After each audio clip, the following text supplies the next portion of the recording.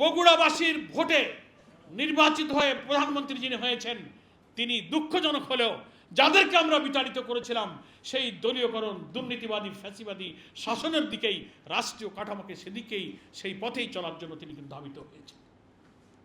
কারণ আপনারা আগামী নির্বাচনে আবার ধানের শীষে ভোট দিয়ে এই অপরিণামদর্শী পথে যারা যাত্রা করেছেন তাদের হাতকে শক্তিশালী করবেন, নাকি দলীয়করণ দুর্নীতি অত্যাচারী কর্তৃত্ববাদী শাসন থেকে ফিরিয়ে জনগণের গণ আকাঙ্ক্ষায় 5 কোটি ভোটের মধ্য দিয়ে যে গণ আকাঙ্ক্ষা প্রতিফলনের জন্য যারা সংসদে বিরোধী দলের ভূমিকা পালন করছে তার হাতকে শক্তিশালী করার জন্য আবিদুর রহমানকে ভোট দেবেন?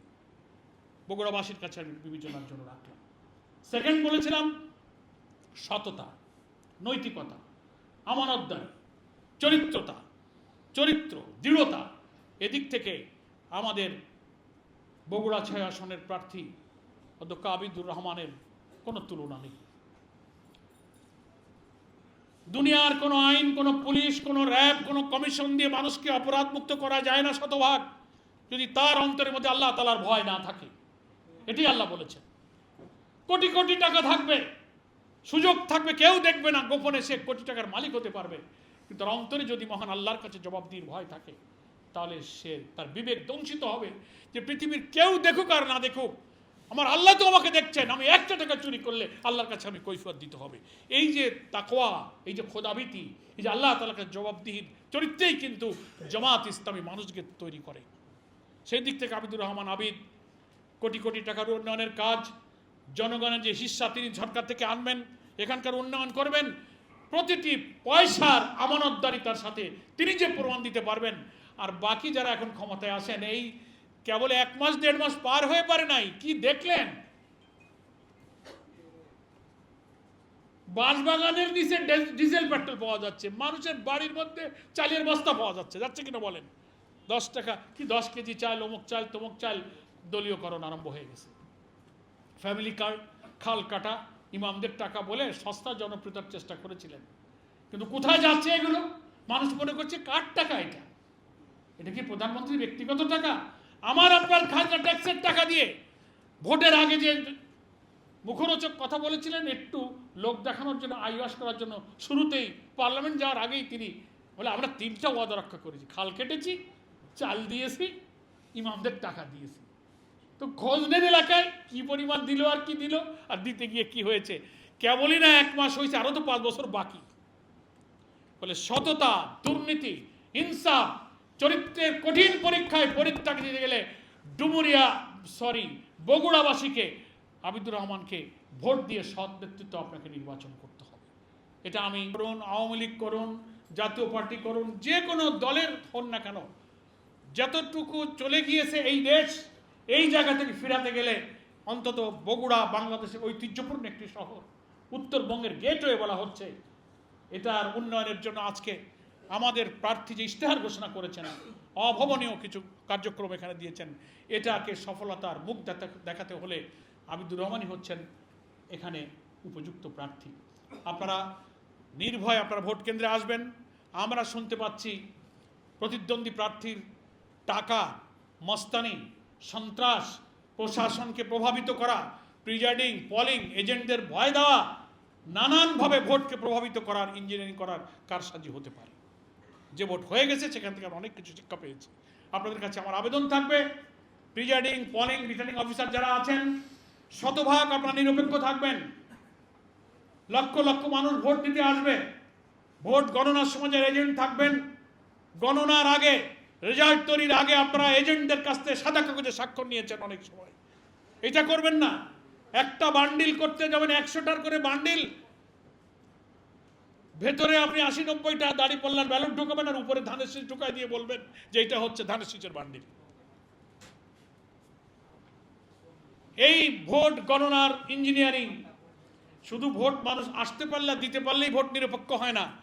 এখন একটা এক্সট্রা অর্ডিনারি ইঞ্জিনিয়ারিং শুরু হয়েছে, যে ভোটের দিন তো গন্ডগোল হয় না, মারামারি হয় না, ভালোই খুশি, কিন্তু ভোট গণনা থেকে নিয়ে ফলাফল ঘোষণা পর্যন্ত ইঞ্জিনিয়ারিং এর টাইমটা এখন ওখানে চলে গেছে। একটা এক্সেপশনাল ইঞ্জিনিয়ারিং, কি আজব দেশ। গত ভোটে 9টা 9:30 থেকে নোটাবন্দি সারা দেশ থেকে খবর আসতে লাগলো 11 দলীয় জোটের প্রার্থীদের বিজয়ের খবর আসতেছে, খালি আসতেছে। লোকরা তো মনে করেছিল যে সরকার হয়তো 11 দলীয় জোটের লোকরা গঠন করবে। আল্লাহ, হঠাৎ করে ফলাফল ঘোষণা বন্ধ হয়ে গেল। মনে আছে আপনাদের? 10:30 আর কোনো ঘোষণা হয় না। কেন ঘোষণা বন্ধ করলেন? ইলেকশন কমিশন বন্ধ করে দিলেন। এই 1-1.5 ঘন্টায় কি ইঞ্জিনিয়ারিং করা হয়েছে? ইচ্ছা করে কোন কোন জায়গায় 11 দলের গুরুত্বপূর্ণ নেতাকে হারাইতে হবে সেই সিদ্ধান্ত নেওয়া হয়েছে। শুধু ভোটের দিন ভোট কেন্দ্রে গন্ডগোল না হইলেই ভোট নিরপেক্ষ হয় তা নয়, ভোট গণনা, ফলাফল তৈরি, রেজাল্ট শিট তৈরি এবং সম্প্রচার মাধ্যমে ঘোষণা পর্যন্ত প্রতিটি স্তরে স্তরে ইঞ্জিনিয়ারিং করার সুযোগ রয়েছে। এই জন্য আমলাদের মধ্যে যারা আছেন, সাবেক উপদেষ্টা তো একজন রাজসাক্ষী হিসেবে, ইঞ্জিনিয়ারিংয়ের আত্মস্বীকৃত রাজসাক্ষী একজন বলেছেন যে আমরাই তো ওনাদেরকে মেন স্ট্রিম হতে দিইনি। তার মানে কি? মেজরিটি পার্টিতে যেতে তারা বাধা দিয়েছে একজন সাবেক উপদেষ্টা, তার রাজসাক্ষী।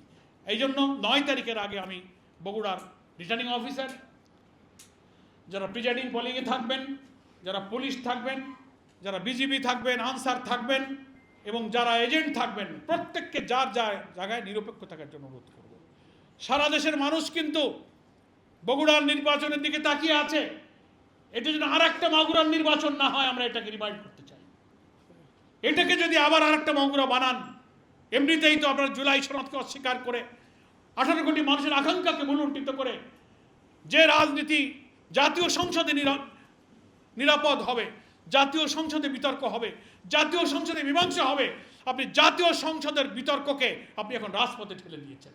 আমাদের আমির জামাত ডক্টর শফিকুর রহমান বলেছেন, আমরা চেয়েছিলাম এই জাতীয় সংসদে জনগণের এত রক্ত ঝরা জুলাই সনদ বাস্তবায়ন হবে, আমরা একটা নিরাপদ বৈষম্যহীন মানবিক বাংলাদেশ গড়ব, কিন্তু আপনারা সেটা করতে দিলেন না। এই সংকট আপনারা এখন রাজপথে জনগণের কাছে ঠেলে দিলেন।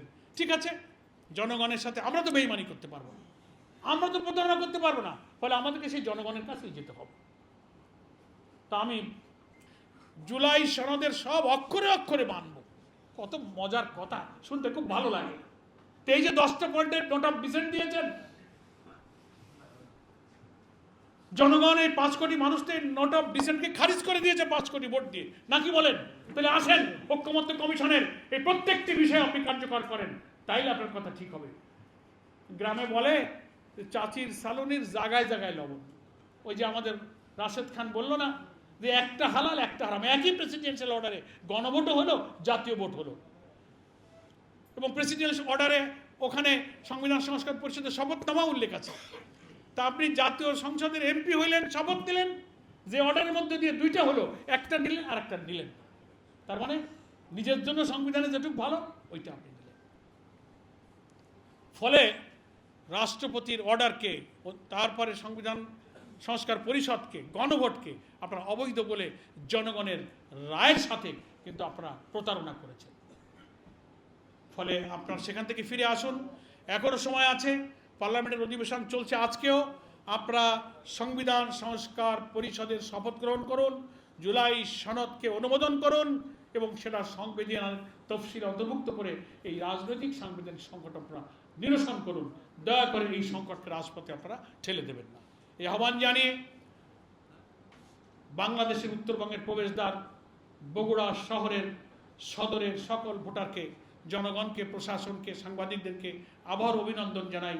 9 তারিখে শান্তিপূর্ণ উপায়ে একটি কর্তৃত্ববাদী শাসন, দুর্নীতিবাজ দেশ থেকে জনগণ যে কারণে রক্ত দিয়েছিল সেই দিকে দেশটা গঠনের জন্য বিরোধী দলের